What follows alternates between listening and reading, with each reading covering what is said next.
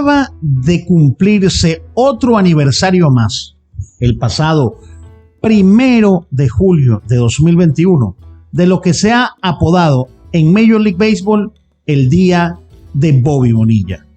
Y es que cuando se piensa en el béisbol, se piensa no solo en los peloteros, en los jonrones o en series mundiales. También hay gente que piensa y especula sobre el Cy Young, el MVP, el novato del año. Pero también a muchos les viene a la cabeza los contratos y el dinero que ganan los peloteros. Hoy estaré hablando de los 5 peores contratos en la historia reciente del béisbol de Grandes Ligas. Ponte cómodo, dale a ese botón de like y de suscribirte y ponte cómodo, porque este es tu podcast, Béisbol con habichuelas. Yo soy el Villasmil 024. Cabe aclarar que aunque hay una gran cantidad de malos contratos, cosa que es normal en un mercado tan competitivo como la Major League Baseball, tomaré aquellos aleatoriamente por entretenimiento y para desatar una polémica sabrosa y sana, que a mi modo de ver pueden ser los más significativos. Lo bueno del caso es que tienes la caja de comentarios donde me puedes dejar tu opinión y así podremos quizá hacer una segunda, tercera y hasta cuarta parte de este video. Así que comencemos. Oye, mira, sí, antes de continuar, te quiero invitar a que te suscribas al canal y le des a la campanita para que te lleguen todas las notificaciones. También a partir de hoy tenemos una nueva sección que es el botón azul de unirte. Dale allí encontrarás contenido exclusivo como reportajes, análisis, noticias, fotos que no obtendrás en mis videos ni en mis transmisiones en vivo de Grandes Ligas o cualquier otro evento que nos toque transmitir. Y también tendrás un exclusivo merchandising.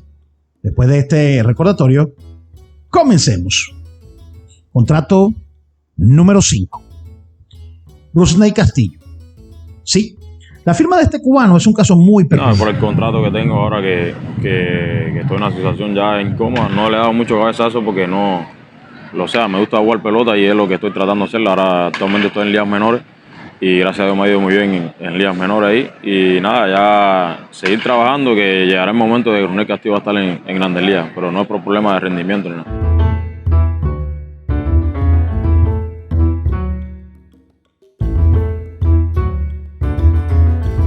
Todos sabemos cómo aman la pelota en Cuba. Antes de la llegada de la mal llamada revolución, grandes peloteros han salido de la isla. Y antes de que llegara la mal llamada revolución, estos eran los máximos productores de big leaguers de habla hispana.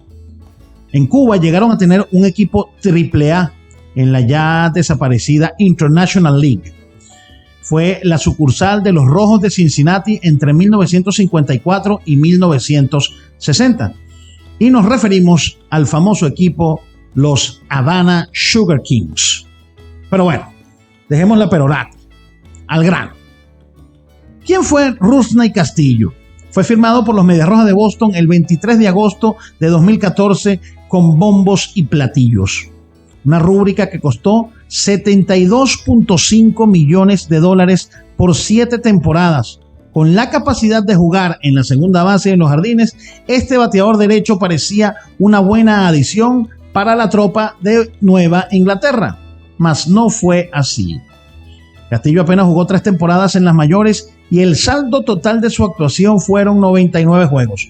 Si dividimos esta cantidad entre el monto pagado, hablamos casi de $724,000 que le cancelaron o le pagaron por cada partido que realizó en las Grandes Ligas. Pero saque usted la cuenta, sus números. En 3 años sacudió 7 jonrones, batió para 262 con un OBP de 3.01 y remolcó solamente 35 carreras. Luego lo bajaron a AAA y ahora trata de ganarse la vida en Japón, donde juega con el Rakuten y allá anda dando tumbos de aquí para allá y de allá para acá. ¿Será que está bailando bien el cubano? Buen contrato para el cubano, pero pésimo para la gerencia de los Medias Rojas. Contrato número 4. Hay muchos ejemplos de malos acuerdos, muchos, pero si buscamos el top 5, el de Josh Hamilton de los Angels es uno de los que siempre debe ser mencionado. Después de haber bateado 43 jonrones y remolcado 128 carreras en 2012 con los Rangers de Texas, los californianos lo llevaron al equipo para construir un tridente mortal junto a Mike Trout y Albert Pujols, pero la realidad fue otra.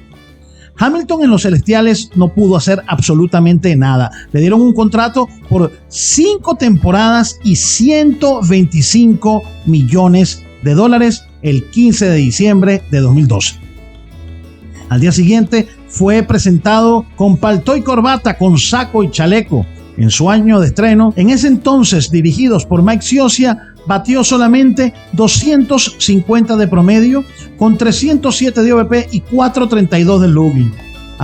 Apenas pudo conectar 21 jonrones y remolcar 79 carreras.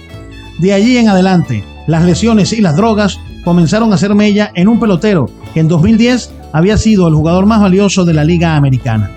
Un año más tarde, es decir, en el 2014, solo estuvo presente en 89 juegos. Fue tan mala la experiencia dentro del club que Los Ángeles lo enviaron a Texas en un cambio. No querían saber más nada de él. Al final de la temporada de 2015, las lesiones y las drogas acabaron con su carrera.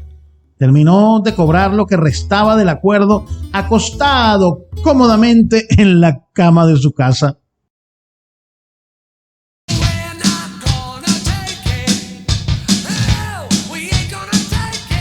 Número 3. Sí, ay Dios mío.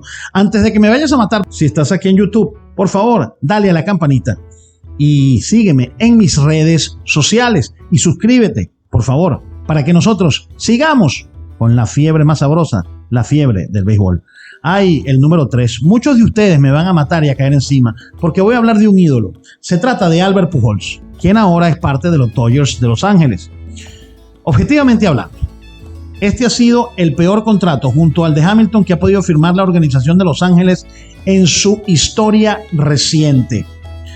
Luego de ser considerado el mejor pelotero del béisbol, porque lo era, la máquina o el Príncipe Alberto firmó con los californianos para la temporada de 2012. Había sido entre 2001 y 2011 el mejor pelotero del béisbol por lo siguiente. Ganó el título Novato del Año. Fue 3 veces jugador más valioso de la Liga Nacional. Una vez lideró el viejo circuito en bateo. 2 veces campeón jonronero. 7 presentaciones en el Juego de Estrellas y 2 series mundiales obtenidas. Llegó a California con 445 jonrones en su haber, un total de 455 dobles y una línea ofensiva vitalicia de 328 de averaje, 420 de OVP y 617 de slugging. Estaba llamado a ser el mascarón de proa del club dirigido en ese entonces por Mike Scioscia, y para el año de su llegada a los Angels estaba en el roster Mike Trout, actualmente considerado el mejor pelotero del béisbol. Bueno, no. Es Shohei Ohtani. Perdóname, Trout. ¿Qué ocurrió con Pujols? Nadie puede explicárselo. De ser una máquina demoledora de lanzadores en San Luis, se convirtió en un pelotero promedio. Hasta 2016 pudo coleccionar números decentes. Desde 2017 estuvo su producción inclusive por debajo del promedio de la liga. Con California consiguió en 10 temporadas 259 jonrones, remolcó 882 carreras y su línea ofensiva fue de 262 de averaje, 311 de OVP y 447 de slugging. Los Angels no fueron sino a una postemporada durante el reinado de Pujols y al final terminó siendo colocado en asignación en el 2021 por su ofensiva de 198. Ahora está con los Dodgers de Los Ángeles. Sí, ya sé, puedes estar molesto, pero oye, esto es solo un video o un audio si lo oyes en podcast. Así que tranquilo, solo suscríbete al canal y dale a la campanita para que te lleguen las notificaciones. Hey, también si quieres puedes seguirme en mis redes sociales o convertirte en uno de nuestros mecenas entrando a nuestro sitio patreon.com. Tienen los enlaces abajo en la descripción. Número 2. Chris Davis es un microcosmos del estado actual de la organización de los Orioles de Baltimore. El primera base firmó un contrato de 7 temporadas con Baltimore antes de la temporada de 2016. Pero su juego se ha deteriorado hasta el punto de que posiblemente sea el peor jugador de la actualidad. Luego de batear 221 con 38 jonrones y 84 remolcadas en su primera temporada de contrato, Davis solo pudo tener números como estos: 215, 26 y 61, 7.32 de OBP en su segunda temporada bajo contrato, 168, 19 y 59 con un OPS de 539 en 522 apariciones en el plato durante 2018 y 179, 12, 36 con un OPS de 601 en 2019. Solo le quedan 3 temporadas más. Esa es la buena noticia. Y ahora, el número 1.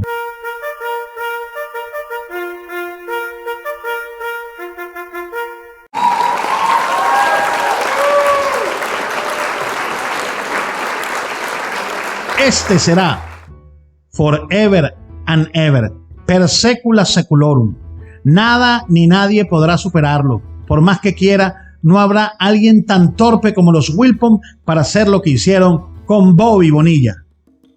En su primer año con los Mets, en 1993, los de la Gran Manzana terminaron con la marca de 59 ganados y 103 perdidos.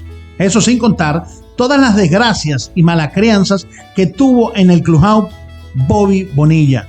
Tanto así que 18 meses después, el 28 de julio de 1995, se hartaron, se cansaron, se obstinaron de sus malacrianzas y lo enviaron a los Orioles de Baltimore. Ya como que por ahí venía lo de Chris Davis. Ajá, pero ¿y dónde está el pésimo contrato que hicieron? Es aquí donde viene la segunda parte, la mejor parte de algo que más que un contrato parece un chisme de la farándula. Para 1998, los Mets deciden contratar de nuevo a Bobby Bonilla después de que este había paseado por varios equipos dando tumbos por aquí y por allá. Pero para el año 2000 se dieron cuenta de que habían hecho otra vez un pésimo negocio. Ya va. Este no fue pésimo. Pésimo fue lo que vino a continuación. Las decepcionantes actuaciones en el diamante del Boricua provocaron que los The Queens decidieran dejarlo libre en el año 2000, cuando aún le debían $5.9 millones por esa última temporada. Los Mets otorgaron la libertad a Bonilla, llegando al acuerdo siguiente: vamos a diferir el pago pendiente desde 2011 hasta 2035 con una tasa de interés anual del 8%. Así, Bonilla recibe cada 1 de julio $1.19 millones hasta alcanzar una ganancia total de 29.8 millones por una temporada en la que ni siquiera jugó con los Mets.